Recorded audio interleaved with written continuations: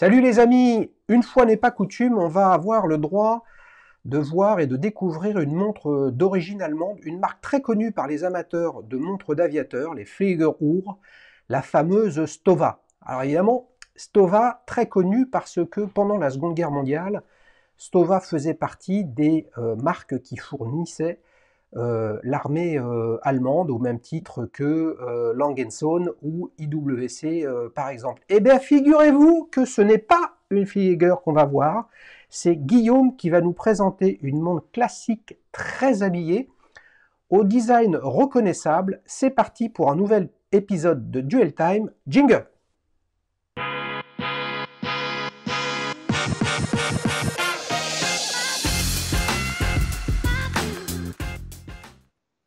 Salut Guillaume, comment vas-tu? Salut Xavier, ça va super et toi? Bah ouais, t'as vu, je suis en grande forme comme d'habitude, hein. Parfait? Eh oui, tu sais que, non, tu le sais pas, hein, mais il y a quelque temps, je me suis offert une montre d'aviateur également d'origine allemande, une Archimède, qui n'a pas Ah, l'histoire de Stova, mais très clairement, c'est le look aviateur, comme je le décrivais tout à l'heure. Et donc, pour moi, Stova, c'était ça. Et en fait, ce n'est pas que ça. C'est aussi des montres très classe, très habillées, très plates. C'est ça dont tu vas nous parler aujourd'hui? absolument, absolument. On va parler de la Antea qui est pas tout à fait le monde aviateur, effectivement, qui est beaucoup plus habillée, beaucoup plus, entre guillemets, élégante. Ouais, c'est pas Hmm, le même registre. Ouais. Alors, les amis, j'envoie déjà un petit coup de trompette pour notre ami Guillaume parce que c'est probablement les plus belles photos qui ont été jamais envoyées dans Duel Time. Donc là, je te mets un coup de pression. Il va falloir que tu sois Merci. un aussi bon raconteur de montres que photographe, Guillaume. On va tâcher, merci beaucoup. Alors, raconte-nous cette Stova. Ah, oh, bah, cette Stova, j'ai acheté en 2010. Ça commence à dater un petit peu. Il se trouve que j'étais, à cette époque-là, et même un petit peu avant, j'étais pas forcément très informé ou passionné par l'horlogerie, pas du tout. J'ai commencé avec une XKX 007 hein, de Seiko en 2006, voilà, après être tombé par le plus grand hasard sur une discussion de montre sur un forum, donc c'est vraiment de façon très impromptue. J'ai acheté cette Seiko, et puis les années passant, me baladant sur ce forum, j'ai découvert des marques que je ne connaissais pas du tout, hein. C'était vraiment pas une passion pour moi au départ. Ouais. Et je tombe sur Stova et je découvre ce qu'ils font. Et puis, au-delà même de leurs produits, je découvre la philosophie qu'il y a derrière, la petite boîte en Allemagne. C'est pas très nombreux, on n'est pas sur quelque chose d'envergure comme on peut voir chez Rolex ou chez plein d'autres. Sans même parler de la gamme de prix, hein. Moi, c'était le côté petite boîte qui me plaisait. Ouais. Et puis, bon, bah, j'étais quand même jeune, hein, j'avais une petite vingtaine d'années, et donc c'était des produits que je ne pouvais pas forcément m'offrir à l'époque. Et les années passent, et puis en 2010, j'ai pris une grande décision, puisque j'ai demandé à mon épouse actuelle, du coup, si elle était OK pour qu'on se marie, tu vois, c'est une décision importante. Ah Il se ouais, non trouve mais qu'elle a là, validé, ouais, c'est beau, c'est petit mariage entre amis, les amis, en fait, hein. j'ai ça. Et donc, bon, bah, pour le coup, elle a accepté, et je me suis dit, allez, un mariage, c'est quand même quelque chose d'onéreux, mais c'est en même temps un marqueur très fort dans une vie. Je vais me faire plaisir à cette occasion-là, je vais m'offrir une montre Stova depuis le temps que je les regarde. Et alors, pendant les préparations du mariage, on a pris quelques mois, comme toujours, et puis on est allé rendre visite à Régine et à Jörg Stauer, donc en Allemagne. On est allé les voir chez Stova, on a essayé quelques modèles, et puis j'ai essayé la Antea, celle que j'ai achetée quelques mois après. Donc je suis pas reparti avec hein, quand on a fait la visite, Ouais. et clairement il y avait un gros coup de cœur quand même. Quelques mois ont passé, j'ai passé la commande, et puis on s'est marié en Ouais. 2012, et je la porte depuis cette date-là. Donc c'est une montre qui m'accompagne depuis maintenant un peu plus de 8 ans, Ouais. et elle est extrêmement importante pour moi, et comme beaucoup de choses dans la vie, comme pas mal d'investissements que je fais, je tiens à ce que ce soit des objets qui aient du sens. Et pour le coup, là, on peut difficilement faire mieux. Ouais, Voilà la je petite te histoire de mon rejoins. Lantea. Dis-nous un petit peu plus, parce que je pense que tu es le premier sur la chaîne, je peux me tromper, mais je ne pense pas, à clairement être allé à la rencontre des équipes de la marque, de la manufacture. On ne sait plus trop que mettre derrière ce mot. Mais quel sens ça avait pour toi d'aller les rencontrer? D'ailleurs, on ne dit pas Stova, on dit Stova. Absolument. Ouais. D'accord. C'était Ouais. quoi l'idée? Pourquoi tu voulais y aller? Tu voulais être sûr que tu te trompes pas? C'était En fait, quoi? alors, en fait, moi, il se trouve que tu vas voir le lien qu'il y a avec ce que je vais te dire après. Je suis photographe, donc pro, c'est mon métier, d'où peut-être le lien avec les photos que tu évoquais tout à l'heure. Et je mets toute la passion que j'ai pour cette activité quand je fais des photos. Et de la même manière, je suis admiratif de tous les artisans ou même les petites entreprises, au-delà de l'artisanat, qui mettent vraiment toute la passion possible dans ce qu'ils font. Et mon épouse est de Lorraine. Lorraine, c'est pas très, très loin de l'Allemagne. Et quand on est allé en 2011 en Lorraine, je me suis dit, bah, allons-y, quoi. L'Allemagne, c'est juste à côté. Profitons-en pour aller leur rendre visite. Je suis sûr que ça va leur faire plaisir, que quelqu'un vienne les voir, bien que je n'étais pas le premier, évidemment. Mais je me suis dit, ça doit forcément leur faire plaisir qu'un client passe leur rendre visite. Et moi, ça me permettra aussi, voilà, de leur serrer la main, de voir physiquement les locaux. Et puis, ouais, je trouve ça agréable, quoi. De la même manière que quand je m'achète un couteau, je vais voir le coutelier à Thiers ou ailleurs. J'attache beaucoup d'importance à cette philosophie-là. C'est Ouais. des gens qui bossent avec passion et j'ai besoin de voir ça, en fait. À Ça, l'inverse, ouais. Mais ça j'achèterais veut, jamais, même ouais. si je pouvais, j'achèterais jamais une Rolex de ma vie, outre le fait que c'est pas le design que je recherche, mais ils sont tellement inaccessibles du point de vue contact client que moi, voilà, c'est pas quelque chose, je me reconnais pas là-dedans, en fait. Ouais, ouais. Puis on sait plus trop s'il reste encore un artisan Ouais. chez Rolex. Non, les amis, c'est facile comme tacle. Ouais, c'est le début d'année. Je suis chaud. Comment ça s'est fait justement?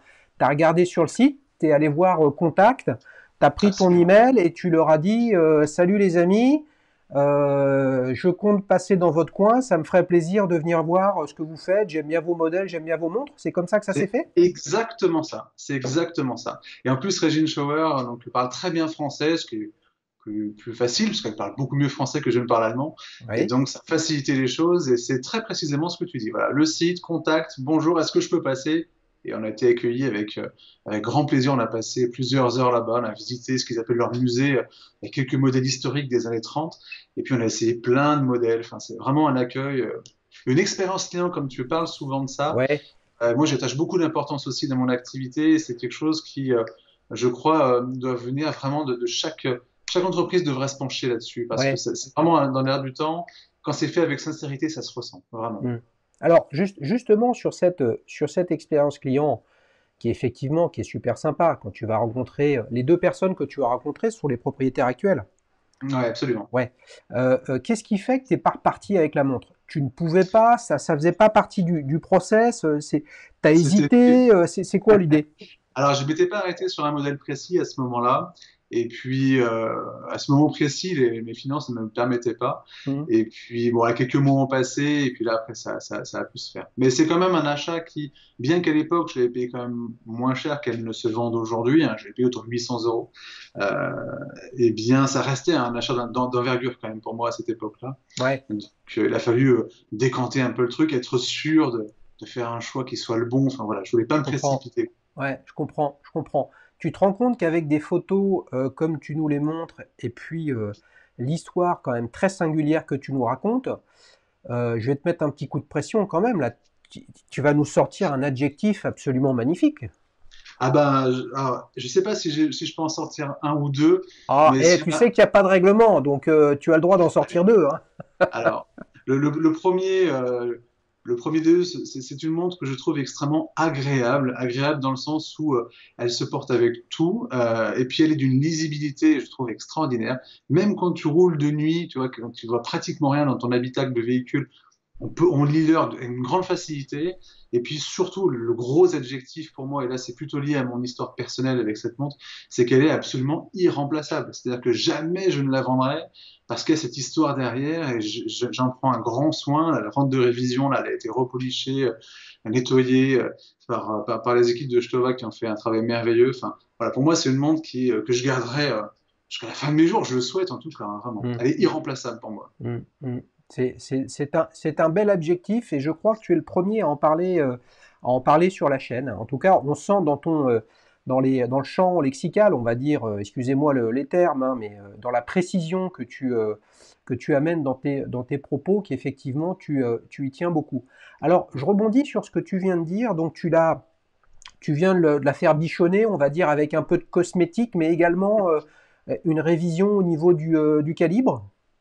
Oui, parce que donc je l'avais acheté il y a déjà quand même quelques années et je me suis dit qu'il fallait quand même un petit peu la faire passer par petite révision esthétique. Il y avait un petit peu de poussière qui était passée également sous le verre. Donc, Ouais, j'avais détecté ça en faisant quelques photos macro, donc je leur ai envoyé. Et là, c'est pareil, niveau service client, c'était quand même exceptionnel parce que, en fait, il y a eu une révision il y a quelques mois déjà. Elle m'a été retournée. Je n'avais pas remarqué la présence de ces poussières-là que j'ai vues en faisant quelques photos macro. Donc, vraiment, on va chercher au fin fond du cadran. Là, je détecte ça. Je leur envoie un mail en disant, écoutez, je crois qu'il y a eu un petit souci lors de la remise en place du verre dessus.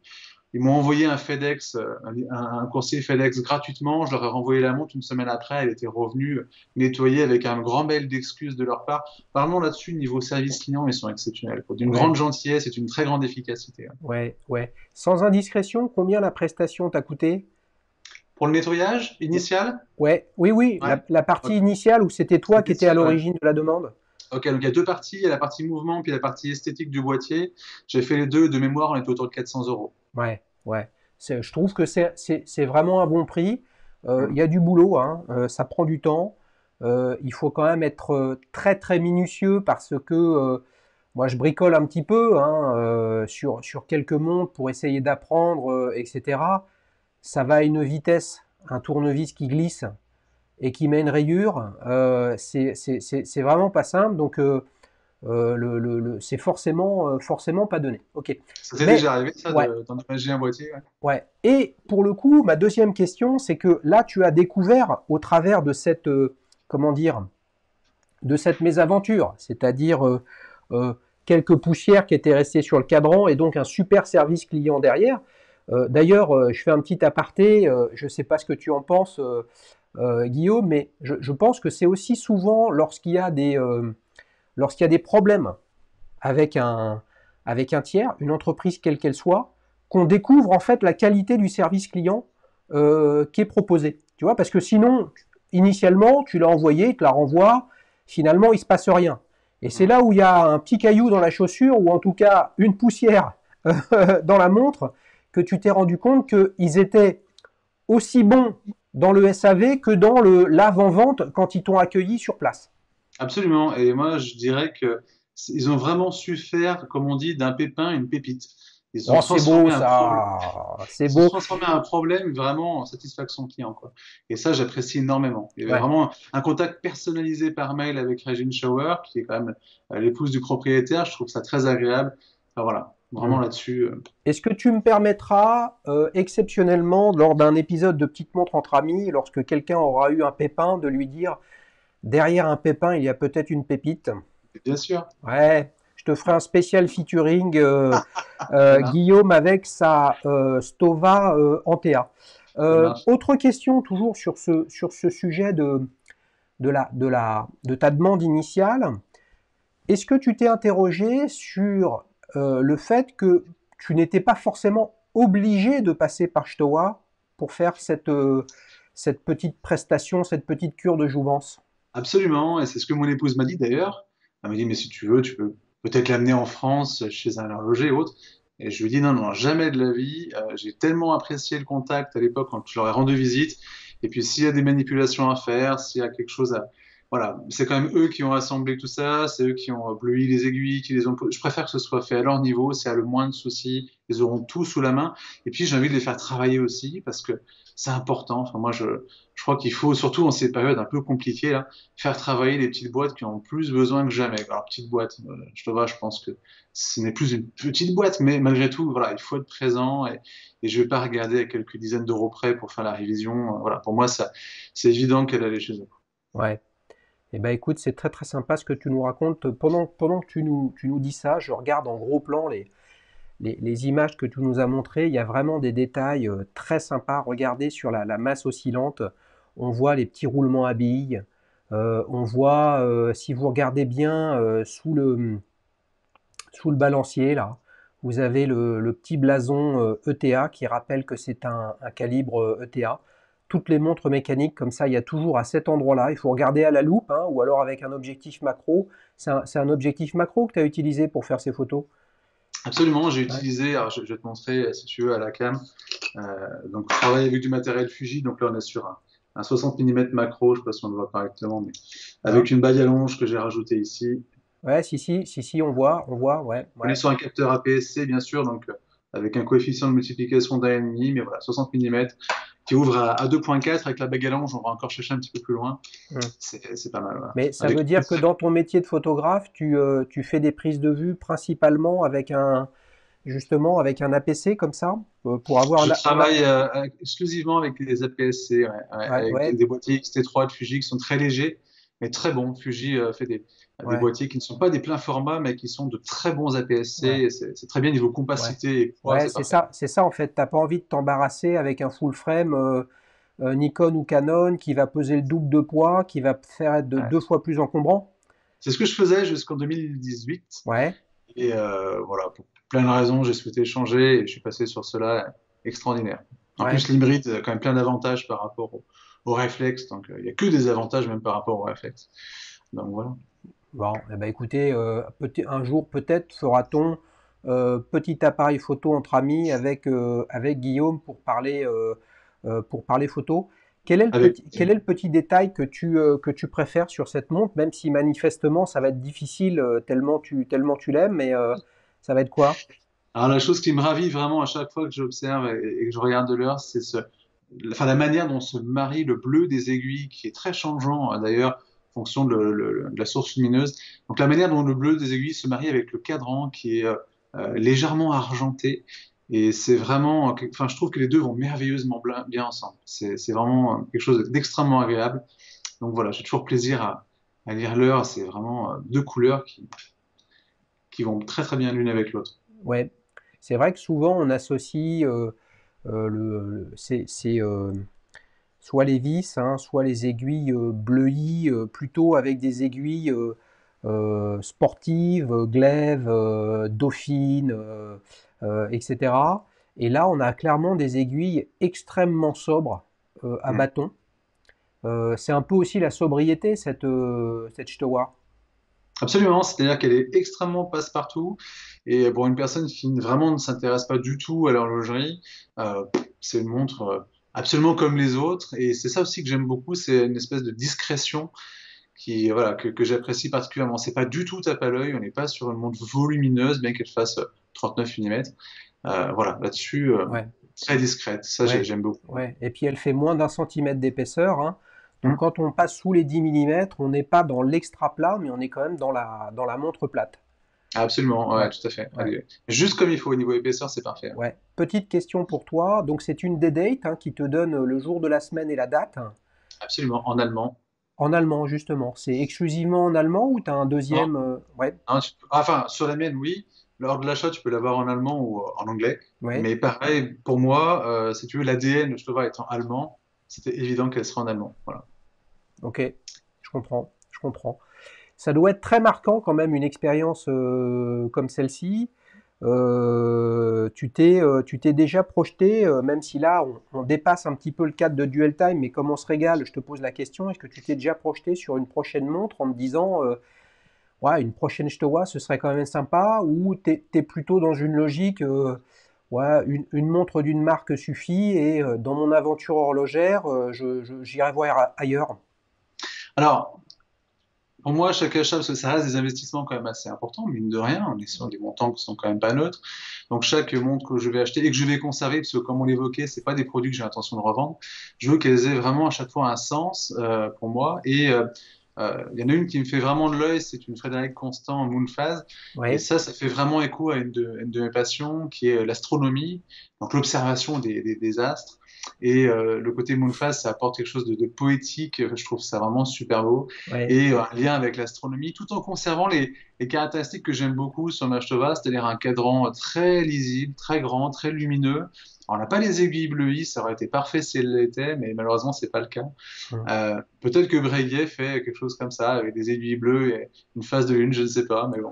En Oh, tout cas, écoute, j'ai vu une Frédéric Constant qui me plaît beaucoup et qui est oui, dans des choses oui, assez abordantes. oui, oui. Après, la problématique que tu as quand même avec Breguet, c'est que tu peux acheter une Breguet et plusieurs Frédéric Constant pour le même prix. C'est Hein, ça, mais c'est ça. ce que je retiens deux choses dans ce que tu viens de dire. Tout d'abord, Frédéric Constant, qui est hein, on a un superbe épisode avec une chronographe flyback, Frédéric Constant. Et j'ai un peu regardé mécaniquement un peu de plus près ce qu'ils font. C'est une marque assez jeune aussi, hein, beaucoup plus jeune que Stova.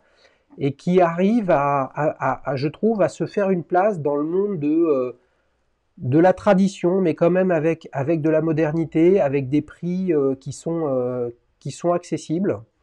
Et je me dis que finalement, ton style de montre, c'est pas la même montre que tout le monde, petit 1.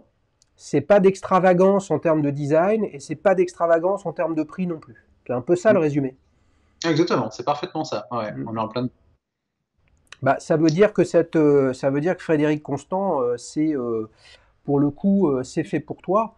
Tu aurais également comme alternative, là on parle de ta prochaine montre, hein, puis après on va regarder que je te propose, mais tu as toutes les initiatives, on va dire, d'entrepreneurs ou d'artisans qui développent leurs propres produits, loin des codes, on va dire, des marques qui sont devenues soit inaccessibles en termes de prix, soit inaccessibles en termes de renommée. Hein. Donc aujourd'hui, essayer d'émerger avec une montre branchée plongée, bon, c'est à la fois plus facile parce que ça parle à tout le monde et plus difficile parce que on dira toujours oui mais ça ressemble à une Submariner, oui mais ça ressemble à une Seamaster, oui mais ça ressemble à une Panerai, etc. Lorsqu'on est sur des choses plus habillées, là c'est plus compliqué parce qu'il faut réussir à embarquer sa clientèle avec une histoire comme les équipes de Stovat t'ont embarqué lorsque tu es allé les voir. Hein. Absolument, absolument. Mm. Mm. Eh ben écoutez les amis, je ne peux pas envoyer les applaudissements là avec ma config actuelle, mais c'est pas l'envie qui me manque à Guillaume pour cette superbe présentation, photo magnifique, histoire magnifique. Wow, le jour où il sort un bouquin de photos et de montres et il nous raconte des histoires de montres, je crois que ce sera édité par Daily Shoes, qui ne sera plus simplement une chaîne YouTube, mais également un éditeur de contenu. Alors, est-ce que tu es prêt à passer à la deuxième partie Allez, de go. Duel Time? Je vais te présenter 4 alternatives. Ça marche. Et les amis, c'est du spécial Allemagne, puisque je t'ai concocté 4 montres venant d'Allemagne. Et vous les amis, vous votez via l'onglet communauté. Le lien est en description de la vidéo pour l'une des 5 montres, les 4 que je vous présente maintenant. Et l'Ashtowa, alors que, eh oui, Guillaume, il peut pas voter pour sa Ashtowa, sinon il va voter pour, et là, c'est pas du jeu. Est-ce que tu es prêt? Prêt. Alors, c'est parti, on démarre avec une Wempe Glasshütte, qui nous vient d'Allemagne, très sobre, très direct, juste une date, cadre en blanc. Qu'est-ce que tu en penses? Ah, j'aime bien. Je trouve les aiguilles un tout petit peu discrètes. Tu sais, j'aime bien les aiguilles colorées. Mais c'est très lumineux, très agréable. Et ouais, j'aime beaucoup. Vraiment très bien. Ouais, Très bien, très bien. Très lisible. très lisible. Donc là, on a des aiguilles, on va dire, beaucoup plus classiques, hein, des aiguilles dauphines. Absolument. Qu'est-ce qui fait que spontanément ça te plaît? Tu vois, tu as été très direct en disant ouais, ça me plaît, les aiguilles, pas de couleur, mais Ouais. qu'est-ce qui fait que ça te plaît? Tu vois, Moi, ouais, le cadran circulaire est extrêmement lumineux. C'est vraiment ce que je recherche de manière générale. Et là, ouais, on trouve ça tout de suite. Ouais. ouais. C'est- Donc combien tu vas lui mettre de 0 à 10? Là, allez, on va se mettre sur 7. Tu vas lui mettre 7 sur 10. Donc tu Ouais, démarres très fort, toi, hein? ouais, ouais, ouais. Ouais? 7, on est pas mal. Ouais, ouais, c'est bien. Non, pour moi, c'est relativement réussi. C'est pas parfait, mais c'est plutôt réussi. Ok, ça marche. Alors, alternative numéro 2, Ouais. une Zine, 2 aiguilles. Là, on peut pas faire plus sobre et plus discret pour toi. Alors Euh, celle-ci, c'est vraiment en question de goût personnel, hein. Elle risque de descendre en dessous de la moyenne. Je pense qu'elle va finir à 4. Déjà, j'aime pas forcément les cadrans trop foncés. Donc là, en l'occurrence, voilà, on peut difficilement faire plus foncé. Et puis la forme des aiguilles qui est beaucoup plus large au bout qu'au centre. Voilà, on aime ou on n'aime pas. Pour ma part, c'est pas ma came. Donc voilà, c'est ouais, sûrement très bien réalisé, mais je suis pas client. ouais, mais c'est quoi? Imagine là en cadre en blanc. En cadran blanc, ouais, ce serait mieux, mais il y a toujours cette forme d'aiguille dont je suis pas forcément très très fan. Hmm. C'est vrai que c'est très très original, les amis. Si vous regardez bien ces aiguilles, on dirait des trompettes. Et tu remarqueras, Guillaume, que les index ont la même forme également Ouais, absolument. des aiguilles. Alors, Moi, je trouve ça assez original. Est-ce que ça me plaît à titre personnel? Je ne pense pas. On a tous nos problèmes, hein. On a tous nos envies, etc. Moi, je pensais qu'elle allait te plaire, celle-là, Ah, Guillaume, c'est vrai? là. Là, tu me surprends parce que tu vois, c'est une 39, elle doit être extra plate, Oui, par contre, sobre. oui. Hmm. Ouais. Je suis pas un grand fan des cadrans foncés. Bon. Non, mais voilà, écoute, hein, ça se tient, hein. T'as une explication pour le fait que t'aimes pas les cadrans foncés? Alors, pas du tout. Franchement, là, c'est vraiment une question de ressenti pur et dur. C'est uniquement dans la tête, quoi. Ouais. Et c'est pour cette raison-là aussi que la XKS 007 que j'avais achetée à l'époque, je l'ai pas beaucoup portée, en fait. Ouais, Parce que, voilà, finalement, à l'usage, pas trop fan, quoi. d'accord. Bon, bah écoute, t'as de la chance parce que sur les quatre montres que je te présente, c'est la seule qui a Absolument. un cadran sombre. Troisième alternative, là, on a une autre montre d'origine allemande faite par un troublion, hein, une personne à très forte personnalité qui s'appelle Rainer Brandt, vous me pardonnerez pour la prononciation, avec un modèle Panama automatique, Alors, pas très celle-ci, éloigné quand même de ta Stova, pardon. Hein. et c'est pour cette raison-là que celle-ci, elle va se prendre un bon 9,5. Ouh là là là là, 9,5, t'es sûr? Ah oui, ah ouais, absolument. Vraiment, je la trouve extrêmement réussie et parfaitement dans ce qui compte pour moi, c'est-à-dire un cadran lumineux, on l'aura compris, des aiguilles bleues, en plus qui ont cette forme de feuille qui est magnifique, je trouve. Même la trotteuse, pour le coup, ça c'est quand même pas forcément courant. Et puis, elle a ce léger relief qu'on a au centre du cadran, que je trouve très très beau. Ouais. Le guichet qui est bien intégré, enfin voilà, franchement, pour moi, c'est une vraie réussite. Je pense qu'elle est vraiment très très blanche, que c'est pas du tout argenté au niveau du cadran, mais ça fonctionne très bien. Ouais. Et à mon avis, elle doit être relativement fine. Donc oui, pour moi, c'est une vraie réussite. Mais tu vois, on retrouve les codes un petit peu qu'il y avait sur mon Antea, donc c'est pas Ouais, surprenant. ouais. On se demande, les amis, si Guillaume, il n'a pas un petit peu de mal à se détacher de sa Stova Antea. Hein. Ah, Tu c'est as, pas possible. ouais, tu as une typographie qui est utilisée aussi, qui est très intéressante, qui a un côté très très moderne et à la fois un petit peu vintage. Moi, je t'avoue que ce qui me chagrine sur ce type d'index, d'ailleurs, comme sur ta Ashtowa, hein, je ne sais pas comment ça se dit, les amis, aidez-moi, mais c'est quand les chiffres arabes voilà, ils sont pas penchés, mais ils sont, au lieu d'être dans un sens de lecture, ils suivent la marche des aiguilles, et ça, j'ai du mal. Hein, Ah, ok. j'ai du mal. Pourquoi ai-je du mal? Eh ben, je ne sais pas. C'est comme Guillaume, lui, il a du mal avec les cadres noirs, mais moi, j'ai du mal avec ces index-là. Mais je dois reconnaître que ce qui fait son charme, c'est le choix de la typo, qui est vraiment très, très intéressant. Voilà. Ouais, ça rappelle un peu celle de l'Ashtova avec ce design un peu Bauhaus qu'on avait au début des années 30 en Allemagne et on retrouve ça ici, comme sur les Nomos d'ailleurs. Bien sûr, bien sûr, bien sûr. Et d'ailleurs, puisque tu me devances, on ne pouvait pas regarder des modèles on va dire, habillé, sobre, allemand, sans présenter une Nomos. Vous le savez, il y a une Nomos Tangente qui est passée dans l'un des tout premiers épisodes de Petite Montre entre amis avec Jérémy, et qui pour le coup a un design très très proche de la Stova de Guillaume. Bah là, c'est la filiation clairement de l'école de design du début des années 30 du Bauhaus. Hein. Comment designer quelque chose, et pour qu'il soit beau, il faut qu'avant tout, il soit fonctionnel et donc très très lisible. Hein. Alors cette Nomos, pardon, comment tu la trouves? J'aime bien, les aiguilles me gênent un petit peu, le différentiel de couleur entre les index et les aiguilles, je sais pas, je trouve que ça se marie pas forcément très bien, mais en dehors de ça, le design général, je trouve très réussi.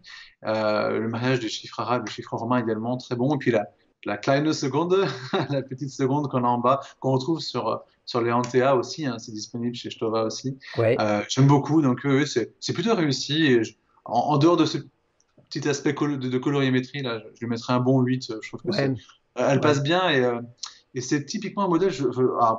faut voir après par rapport au diamètre, mais je trouve que pour une dame, ça peut également très bien convenir en termes de couleur. Enfin, voilà.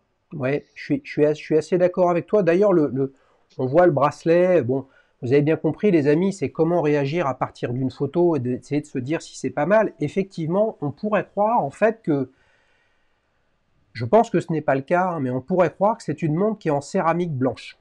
Voilà. Mm. Alors très clairement, c'est un boîtier en acier, mais avec un bracelet qui est-il en synthétique, est-il en polymère, est-il en acier, on ne sait pas trop. En tout cas, c'est d'une lisibilité vraiment intéressante. Je ne serais pas étonné que ce soit décliné avec des aiguilles d'une autre couleur. Effectivement, là, des aiguilles dorées comme ça, bon, ça, ça te choque un peu. Moi, me choquer, je ne sais pas, mais je suis pas sûr que ce soit ma tasse de thé. Combien tu vas lui mettre à cette Nomos, Guillaume? Bon, un bon 8. Un bon 8. Oui, ça va. Donc vous avez vu quand même que Guillaume, il note large, hein. C'est-à-dire quand il aime, et quand Mais oui, il faut être généreux. il aime pas. Alors je crois qu'on est sur un épisode de Duel Time à tout point exceptionnel, puisque j'ai le sentiment qu'avec la ZIN 1739, tu as mis la plus mauvaise note qu'il ait jamais eue. Je Oh crois. mince. Hein, donc on est à 4. Et ta préférée est la Rainer Brandt. J'aime beaucoup. Euh, et la Rainer Brandt où tu as mis un 9,5. Je ne suis pas sûr, mon cher Guillaume, qu'on ait déjà eu du 9,5. Qu'est-ce que tu en Ouais, penses de franchement. ça? Ah bah écoute, moi je la trouve là, je suis à nouveau devant l'image et je la trouve vraiment, vraiment très réussie. Je suis pas très compliqué comme garçon, hein, mais là franchement, je la trouve extrêmement réussie. Ouais. Et tu vois, Eh ben, autant le fait que les chiffres comme ça, le fait qu'ils suivent un petit peu la courbure du cadran, c'est quelque chose qui tend un petit peu à te déranger, donc t'as pas ça sur la Nomos, bien sûr. Autant ici, moi, tu vois, sur ce style de montre, je trouve au contraire que ça va très bien, mais question vraiment de ressenti, tu vois, comme sur l'Antea, je trouve que ça crée une espèce de d'homogénéité. Donc on aime ou on n'aime pas, bien évidemment. Mais moi, au contraire, je trouve ça vraiment très oui, non mais réussi et j'aime beaucoup. je veux dire, si tu passes sur la chaîne, c'est que petit à petit, tu sais comment j'essaye d'analyser les choses. Évidemment, tout ça est purement, c'est purement du ressenti. Il y a rien de cartésien là-dedans. Mais tu vois, par exemple, on n'en a pas parlé, mais je suis pas un grand fan non plus des anses droites comme ça. Tu Ah oui. vois? Voilà. Alors, sur ta Shtowa, ce que je trouve intéressant, bien que ce soit des hanches droites, c'est qu'elles sont en fait biseautées, Mm. hein, pour essayer de plus prendre la forme du poignet. Mm, Et c'est mm, intéressant. Alors que là, on a des hanches droites avec un polymiroir. En fait, cette boîte, elle est, ou ce boîtier est trop sobre, trop simple. Et c'est pas ce que je recherche ou ce qui m'attire actuellement, tout en disant, et les amis, si vous ne partagez pas ça, bah, posez-vous la question parce que tout le monde devrait être d'accord là-dessus. Les goûts et les couleurs, c'est chacun son truc, mais c'est surtout qu'ils évoluent, mm. tu Absolument. vois. L'évolution ne veut pas dire qu'il n'y a pas de filiation et il n'y a pas de lien avec le passé, mais ils évoluent. Voilà. Et tu vois, tout à l'heure, je parlais de ma Archimède. Alors, je veux dire, c'est une figure, voilà, c'est ultra lisible. Mm. L'index à 12 heures en triangle, des aiguilles bleuies, traitement anti-reflet des deux côtés du verre saphir. Ah, ça, c'est clair, tu la vois, hein. Ouais. Et le verre disparaît totalement. Voilà, mais c'est une 45 mm. Et il y a 5-6 ans, une 45 mm, ça me plaisait. Ça Hein. ne veut pas dire que c'était pas gros, Mm, mm. mais aujourd'hui, ça me plaît quasiment plus. Et là, Ah j'en ouais. suis même à regarder des modèles en 34. Tu imagines Ouais. l'écart? Ouais. Et puis un jour, je reviendrai en arrière et ça changera, etc. Et c'est toute la beauté du sujet, c'est que un jour on aime, le lendemain on n'aime plus, ça disparaît, et puis 3-4 ans plus tard, on retrouve sa montre préférée dans un tiroir et on se dit mais comment ai-je pu l'oublier? Est-ce que Euh, tu as dû voir les figures de chez Stova, voir un petit peu ce qu'ils font? Est-ce que tu savais qu'ils en produisaient? Est-ce que tu t'es renseigné dessus pour toi? alors, j'ai regardé au moment où je cherchais une Fliegerohr, J'ai regardé les Stova, voilà, Laco, IWC, etc. Mais quand tu veux en acheter une récente, bah, c'était ce que je recherchais et je ne me suis pas posé à la question. Et d'ailleurs, c'est toute la démarche avec vous, les invités, les amis, qui font que je me documente. Et évidemment, ma capacité à regarder Stova et à comprendre ce qu'ils font et où ils vont et d'où ils viennent bah, a augmenté grâce à toi, Guillaume.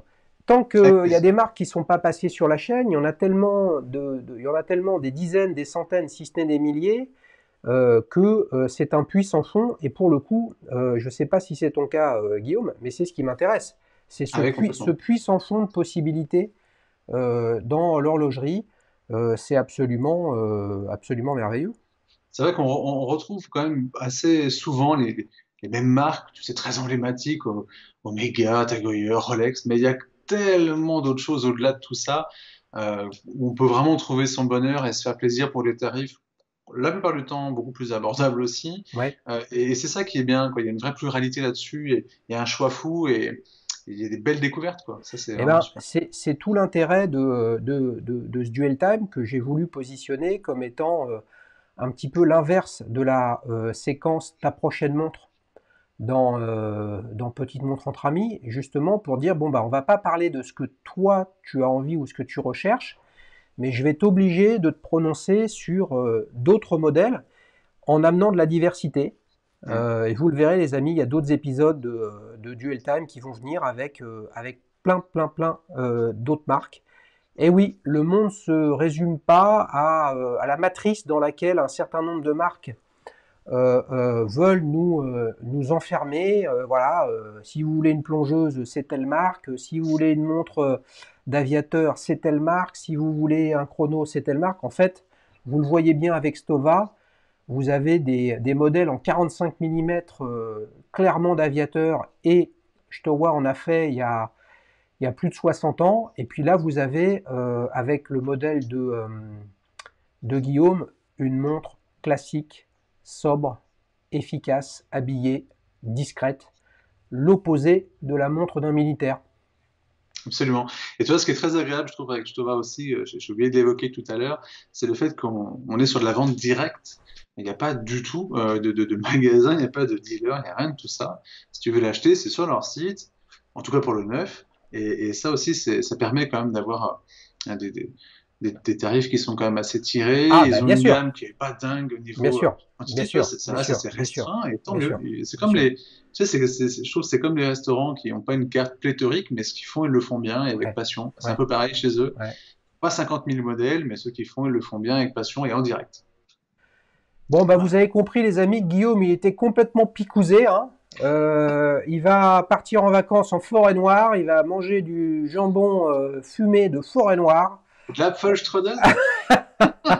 Les amis, si vous voulez participer, vous faites comme Guillaume, vous m'envoyez un formulaire sur www.dailyshoes.fr et puis on se trouve un créneau pour enregistrer un duel time. Si vous êtes en région parisienne, ça peut être petite montre entre amis. Enfin bref, l'idée c'est de découvrir et de partager ensemble. Et vous avez bien compris que le vrai ambassadeur d'une marque, c'est finalement celui qui achète la montre et qui la porte et qui sait pourquoi il le fait. Et avec Guillaume, ils peuvent être fiers hein, chez Stowa. Ils ont un sacré ambassadeur. Allez, salut les amis, ciao ciao. À bientôt.